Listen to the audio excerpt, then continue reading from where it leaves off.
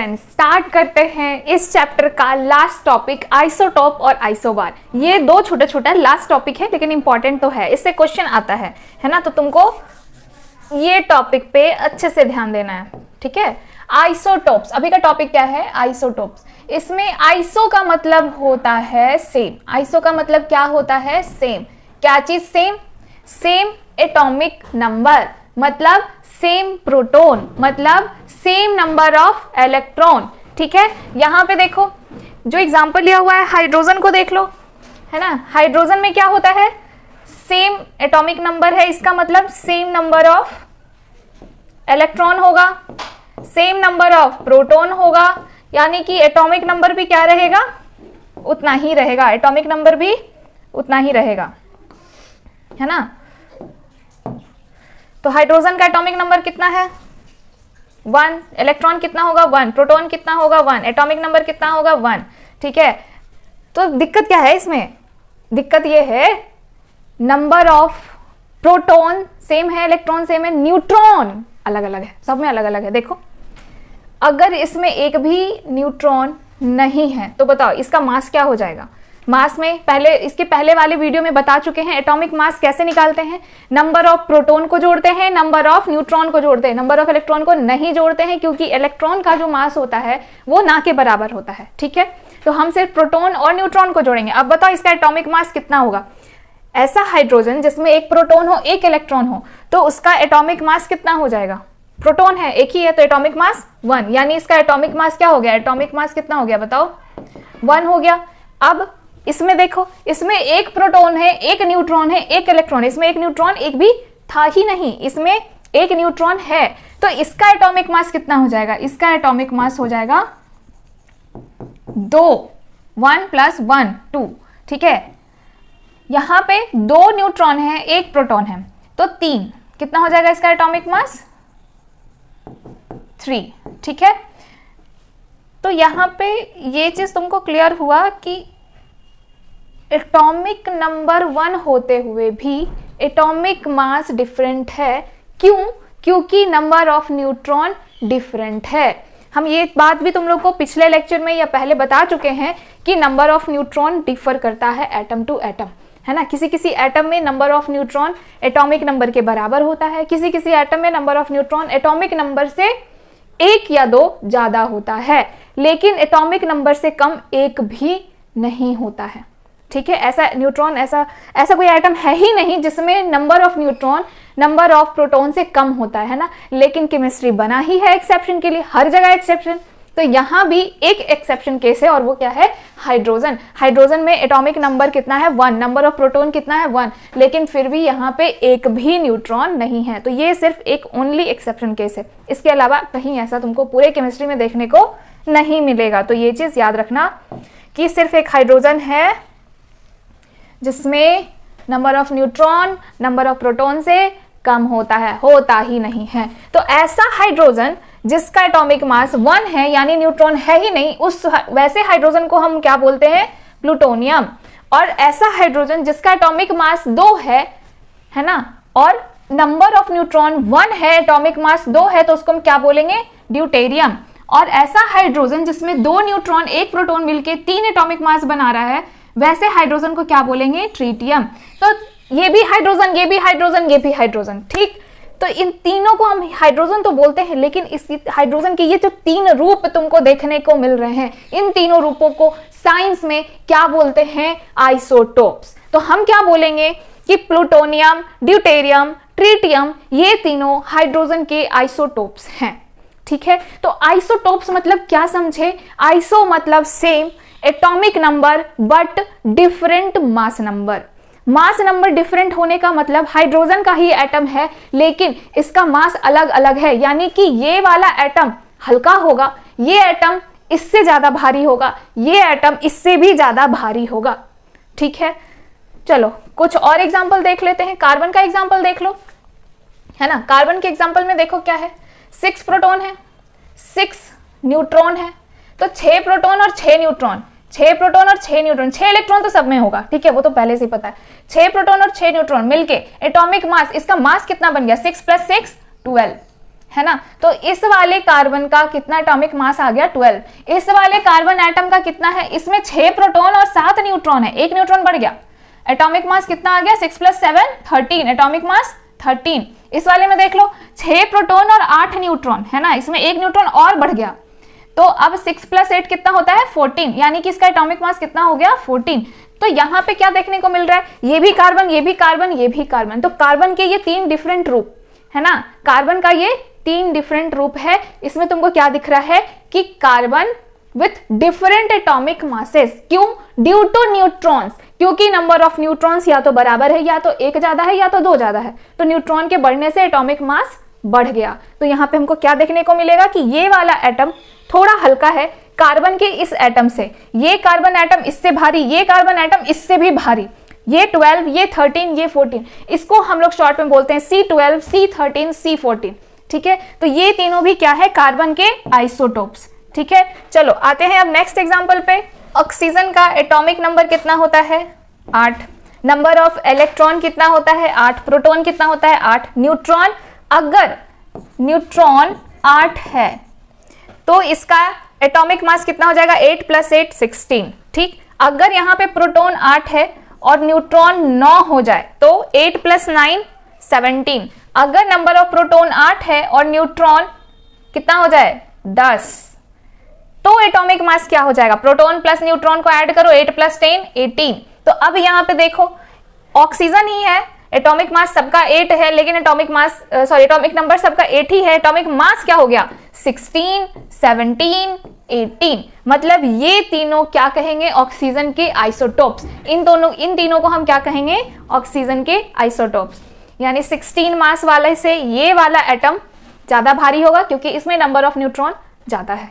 ठीक है, तो ये क्लियर हो गया। देखो इससे क्वेश्चन किस तरीके से आता है, इससे ना क्वेश्चन में ये नहीं पूछेगा कि कौन से एटम का कौन कौन सा आइसोटोप्स है। ठीक है, ये सब तो तुम लोग पढ़ लोगे, ध्यान में है, लेकिन इससे भी कुछ और इंटरेस्टिंग और इंपॉर्टेंट, जैसे एक एग्जांपल से समझते हैं। आलू खरीदते हैं, ठीक है, तो अगर आलू खरीदते हैं तो क्या सारे आलू का वजन एक जैसा होता है, मतलब मेजर किया हुआ है कि एक आलू का वजन 10 ग्राम, तो क्या सारे आलू का वजन 10 ग्राम होता है, ऐसा तो नहीं है कोई जरूरी, कोई 50 ग्राम, कोई 100 ग्राम, कोई 200 ग्राम भी होता है ना, छोटा छोटा आलू 10 ग्राम मान लो।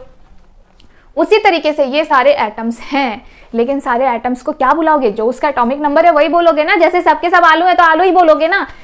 अब इसमें दिक्कत क्या आता है कि किसी थैले में तुम आलू लिए हो, उसमें 2 तरह का आलू है या 3 तरह का आलू है, एक सबसे छोटा, एक मीडियम और एक बड़ा साइज। ठीक है, तो सबसे छोटे वाले आलू का जो सबसे छोटे साइज का आलू है उसका मास अगर तुमको बता दिया जाए कि वो जो सबसे छोटा वाला आलू है ना उसका मास कितना है 10 ग्राम। ठीक है, उसका मास कितना है 10 ग्राम। क्या बोले, छोटा साइज का आलू अगर 10 ग्राम का है, ठीक, इससे भी बड़े साइज का आलू अगर मान लेते हैं 20 ग्राम का है, और एक जो बहुत बड़े साइज का आलू है मान लेते हैं कि ये 50 ग्राम का है। ठीक है, तो अगर बोल दें कि ये वाला मेरे पास 50% है, या फिर क्या कहते हैं, हाँ चलो 50% है, ठीक, अगर ये मेरे पास 25% है, ये भी मेरे पास 25% है, परसेंट में दिया हुआ है। ठीक है, ऐसा नहीं काउंटिंग है, नंबर ऑफ काउंटिंग की 1 2 गो, क्योंकि तुम आलू को तो काउंट कर सकते हो बड़े साइज में, बट एटम को काउंट करना बहुत मुश्किल है, नहीं तुमको पता चलेगा, तो वो परसेंटेज में रहेगा। ठीक है, ये इतने परसेंट है। अब बताओ इन सबको मिलाएंगे तो टोटल मास कितना आएगा, टोटल मास कितना आएगा, ऐसा होता है क्वेश्चन, ऐसा है एनसीईआरटी का क्वेश्चन। तो कैसे सॉल्व करेंगे, है ना, कैसे सॉल्व करेंगे इसको, चलो देखते हैं। इस टाइप के क्वेश्चन को हम ऐसे सॉल्व करेंगे, उसके लिए हम एक फॉर्मूला पढ़ेंगे। ठीक है, एवरेज एटॉमिक मास।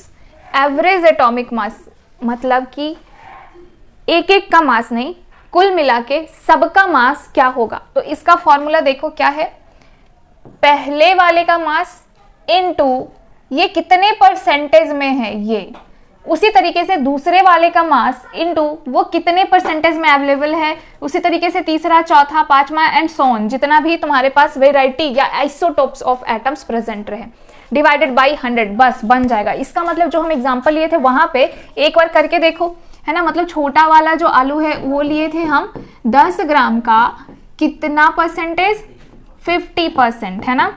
और उससे मीडियम साइज वाला जो लिए थे वो कितने ग्राम का लिए थे, 20 ग्राम।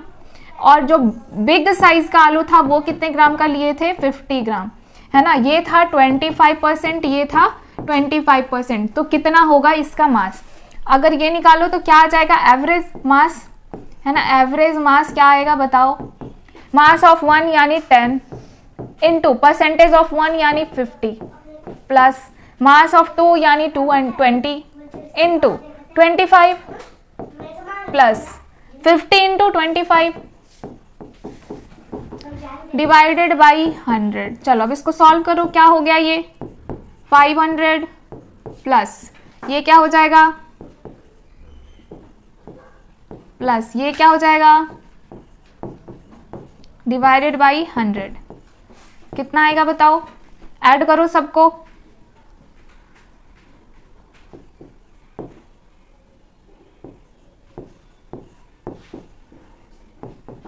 तो तुम्हारा एवरेज एटॉमिक मास आ जाएगा 22.50 ग्राम। आया समझ में, 22.50 ग्राम, मतलब 10 ग्राम भी नहीं, 20 ग्राम भी नहीं, 50 ग्राम भी नहीं, कोई तीसरा ही नंबर निकल के आ रहा है, 22.50 ग्राम। उसी तरीके से क्वेश्चन आता है, ठीक है। तो यहाँ पे समझो ये लिखा हुआ क्या है, the general formula for calculating average atomic mass. Average atomic mass calculate करने के लिए जनरल फॉर्मूला क्या है कि तुम पहले एटम का मास ले लो और वो कितने परसेंटेज में अवेलेबल है वो परसेंटेज, दूसरे एटम का मास ले लो और वो कितने परसेंटेज में अवेलेबल है वो परसेंटेज, वैसे करके सारे को जोड़ दो, फिर 100 से डिवाइड डाल दो, इजी, ठीक है। यहाँ पे वही लिखा हुआ है, M1 M2 Mn are the masses of isotopes. ये M1 M2 या फिर डॉट डॉट जितने भी M होंगे, जितने भी मासेस होंगे, ये सारे क्या है, आइसोटोप्स के मास हैं। और P1 P2 Pn ये क्या है, फर्स्ट वाले मास का परसेंटेज, सेकंड वाले मास का परसेंटेज, और फिर ऐसे ही जितने भी मासेस होंगे उन सारे के परसेंटेज को मल्टीप्लाई करके बाकी सारे को जोड़ दो, है ना। तो ये तुम्हारा यहाँ पे ये टॉपिक खत्म होता है, आइसोटोप्स। अब नेक्स्ट टॉपिक है आइसोबार। आइसोटोप्स में क्या पढ़े तुम लोग,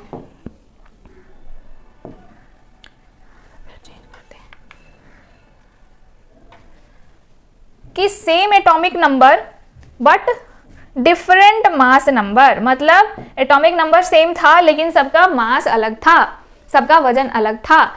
अब यहाँ पे क्या पढ़ेंगे, different atomic number but same mass, है ना। एटॉमिक नंबर डिफरेंट मतलब नंबर एटम के अंदर number of electron changed, number of proton changed, मतलब एटम ही चेंज्ड। अरे ये कैसे हो गया, मतलब डिफरेंट टाइप ऑफ एटम्स होंगे, डिफरेंट एलिमेंट्स होंगे, लेकिन उन सारे एलिमेंट्स के एटम का मास सेम होगा, है ना। ये भी कैसे, ये भी सारा खेला नंबर ऑफ न्यूट्रॉन का ही है, समझ रहे हो, क्योंकि नंबर ऑफ न्यूट्रॉन ही तो कम ज्यादा होता है, वो भी 1-2, लेकिन उतने से फर्क पड़ जाता है। देखो कैसे, यहाँ पे देखो क्या लिखा है, डिफरेंट एलिमेंट, एलिमेंट डिफरेंट हो गया क्योंकि एटॉमिक नंबर डिफरेंट हो गया, है ना, क्योंकि एटॉमिक नंबर डिफरेंट हो गया, बट सेम एटॉमिक मास, है ना। आइसोबार सेम एटॉमिक मास, याद रखना आइसोबार क्या है, same atomic mass. Atomic mass क्या होना चाहिए, सेम होना चाहिए। जैसे देखो आर्गन ले लो, आर्गन का एटॉमिक नंबर कितना है, 18, यहाँ पे इसका एटॉमिक मास कितना है, 40, यहाँ पे 18 प्रोटॉन है, कितना प्रोटॉन दिख रहा है, 18, न्यूट्रॉन कितना दिख रहा है, 22, प्रोटॉन 18, न्यूट्रॉन 22, दोनों को ऐड करो कितना आ गया, 40, यहाँ पे एटॉमिक मास 40। अब नेक्स्ट आ जाओ 19 एटॉमिक नंबर। अब जैसे ही 18 एटॉमिक नंबर से गए 19, तब क्या हुआ, एलिमेंट ही चेंज हो गया, ये आर्गन था, अब ये क्या हो गया, पोटेशियम, ये क्या हो गया, पोटेशियम, ये क्या है, potassium.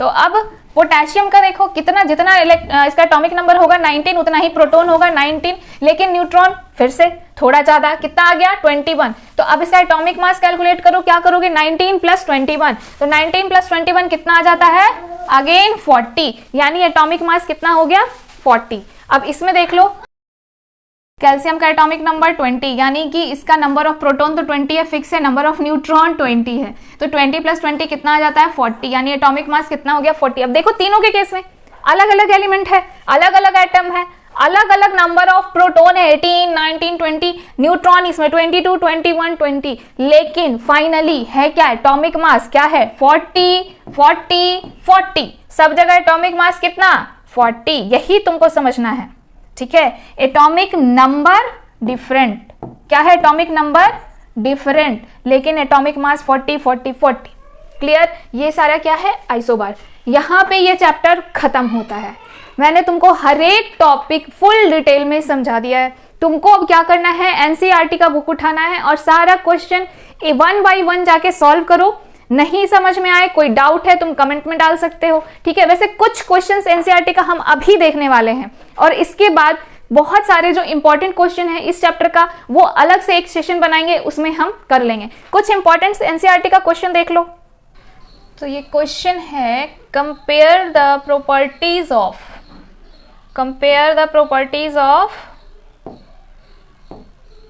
Electron, proton and neutron.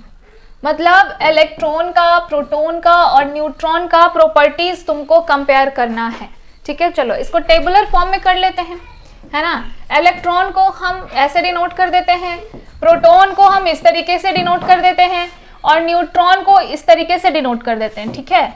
चलो हम लाइन खींच लेते हैं इजी करने के लिए। अब देखो इलेक्ट्रॉन के ऊपर चार्ज क्या होता है, चार्ज क्या होता है, तो इलेक्ट्रॉन के ऊपर चार्ज होता है -1 का, प्रोटॉन के ऊपर चार्ज होता है +1 का, न्यूट्रॉन के ऊपर चार्ज होता है अंडा 0, कोई चार्ज नहीं होता है, ना प्लस का ना माइनस का, ठीक है।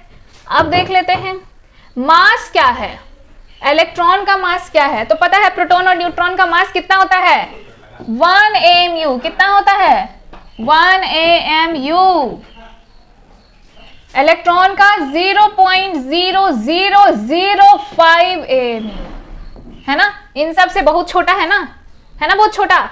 चलो ठीक है, अब नेक्स्ट देख लो।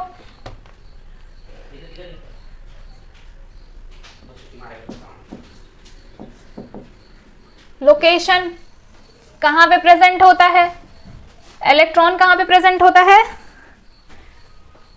अराउंड द न्यूक्लियस, न्यूक्लियस के चारों तरफ, है ना।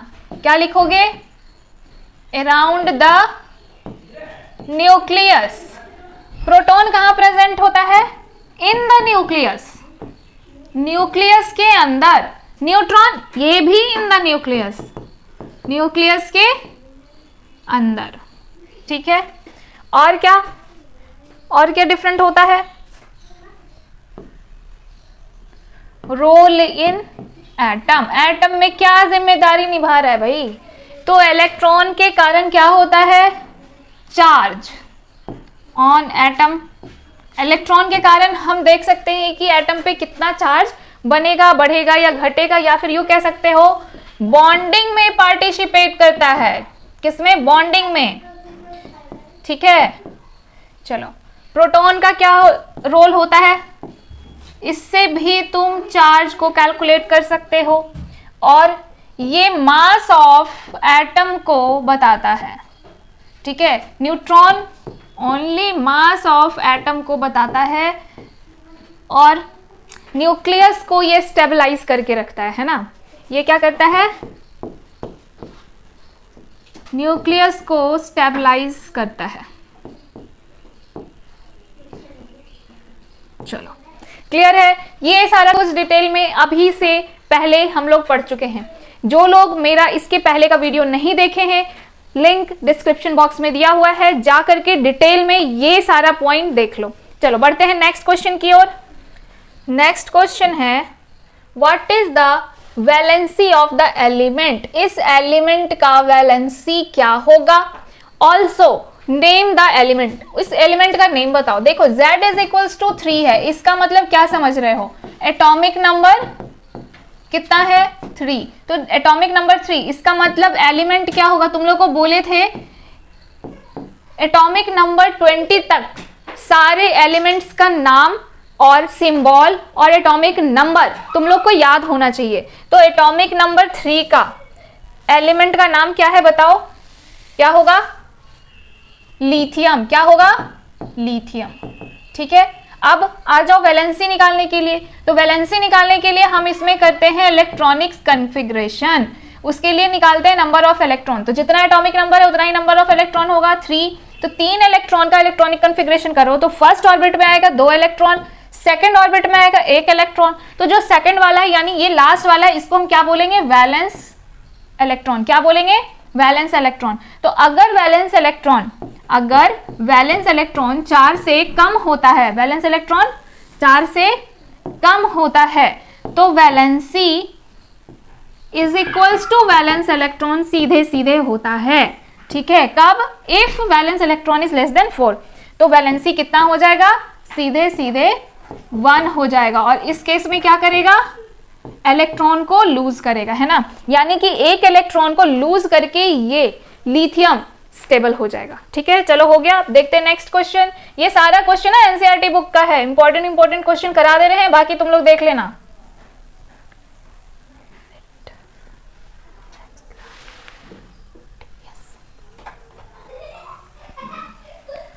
अब देखो ये जो क्वेश्चन है, इस क्वेश्चन पे हम एक सब्जी वाला एग्जाम्पल तुम लोग को बता चुके हैं, याद है? आलू वाला, है ना। यहाँ पे क्या दिया? एटम। किसका एटम? पता नहीं कौन से एलिमेंट का एटम है, खैर जो भी हो। देखो यहाँ पे क्या लिखा है? Average atomic mass of a sample of an element x is 16.2 you. You means AMU, atomic mass unit को शॉर्ट में यू लिखा हुआ है। ठीक है, तो यहाँ पे क्या दिया है? इसका एवरेज एटॉमिक मास कितना है? 16.2 यू। ठीक है, पहले गिवन लिख लो।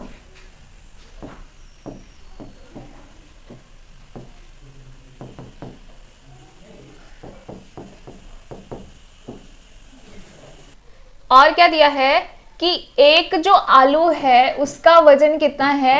16, और जो दूसरे टाइप का आलू है उसका वजन कितना है? 16। मतलब कि एक एटम है जिसका मास 16 है, सॉरी दूसरा जो है उसका मास कितना है? 18। ठीक है, एक 16 है और एक 18 है। ठीक है, तो तुमको निकालना क्या है कि अगर इसका एवरेज एटॉमिक मास 16.2 है तो ये कितने परसेंटेज में अवेलेबल होगा और ये कितने परसेंटेज में अवेलेबल होगा। ठीक है, तो चलो किसी एक को लेट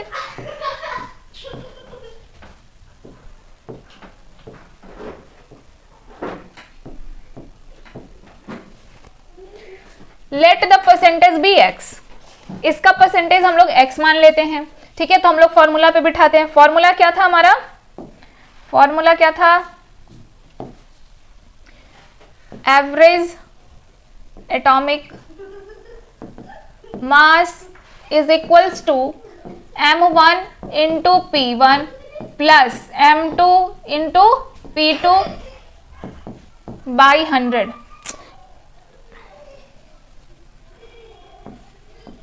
ये था हम लोग का formula.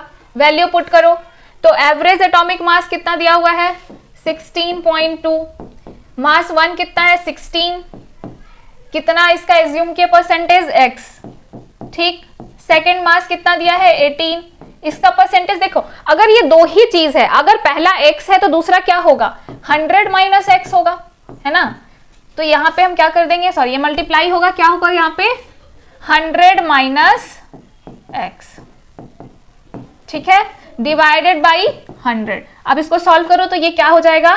16.2 into 100 is equals to 16x plus 18 into 100, 1800 minus 18x। ठीक है, तो ये तो तुम्हारा बन गया 1620 is equals to 16x minus 18x minus 2x plus 1800। अब हम लोग क्या करते हैं? माइनस 2x को इधर ले जाते हैं, तो ये हो जाएगा तुम्हारा प्लस 2x, है ना। ये क्या हो जाएगा? Plus 2x। और इसको उधर लेके जाते हैं तो यहाँ पे हो जाएगा 1800 माइनस 1620। तो ये आ जाएगा तुम्हारा x इज इक्वल्स टू, इसमें से इसको माइनस करो, कितना आएगा? बताओ बताओ।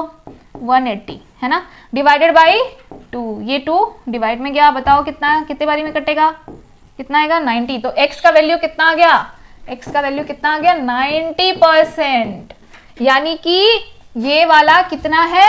90%। तो ये कितना है? 100 माइनस x यानी 100 माइनस 90 यानी 10%, है ना। ये कितना है?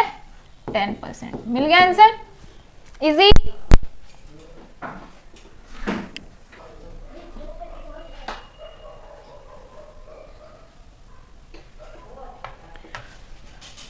इसके बाद नेक्स्ट एक इंपॉर्टेंट टॉपिक है डिफरेंस बिटवीन आइसोटोप्स, आइसोबार, है ना, चलो वो देखते हैं।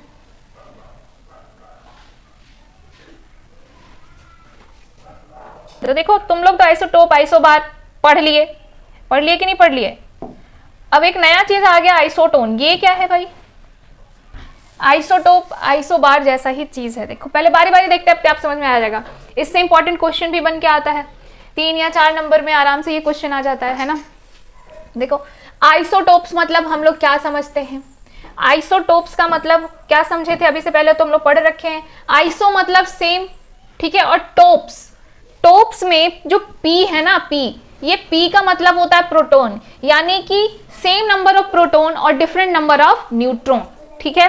तो यहां से क्या समझे कि तुम्हारा एटॉमिक नंबर सेम होगा, है ना, सेम एटॉमिक नंबर और different number of neutrons, neutron सिर्फ अलग अलग होगा, ठीक है। ये आइसोटोप्स था। आइसोबार में क्या था? सेम एटॉमिक मास, ठीक है, same atomic mass but different number of proton, different number of neutron, different number of electron. तो ये था आइसोबार।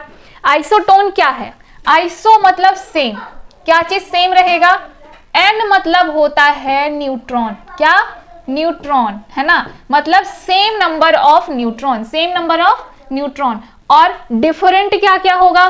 सब कुछ, नंबर ऑफ न्यूट्रॉन को छोड़ के सब, इलेक्ट्रॉन, प्रोटॉन, सब डिफरेंट होगा। ऐसे को क्या कहेंगे? आइसोटोन्स, ठीक है। अब तुमको क्या करना है, पूरा चैप्टर मैंने क्लियर करा दिया है। जाओ एनसीईआरटी बुक उठाओ, दूसरे बुक उठाओ, PYQs लगाओ, जो क्वेश्चन को डाउट होता है मार्क करके रखो, इसके बाद कमेंट बॉक्स में डालो, फिर हम देखते हैं नेक्स्ट सेशन में उसको सॉल्व कर लेंगे।